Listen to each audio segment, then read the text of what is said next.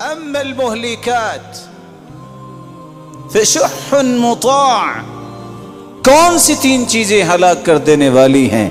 بندہ بخیل ہے اور خوش ہے کہ میں صحیح کام کر رہا ہوں، یہ ہلاکت میں ہی ہے۔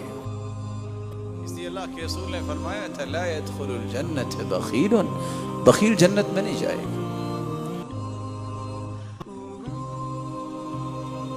وَإِعْجَابُ الْمَرْءِ بِنَفْسِهِ، دوسری چیز جو ہلاک کر دینے والی ہے، بندہ اپنے آپ کو دیکھ، میرے جیسا کوئی نہیں ہے، ہلاک ہو گیا۔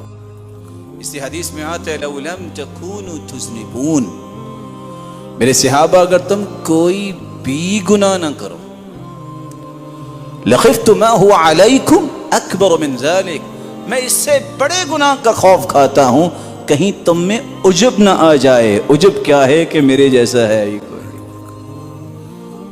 وَهَوًى مُتَّبَعَ، ایک بندہ خواہش کا غلام بن جائے، ہلاک ہو گیا۔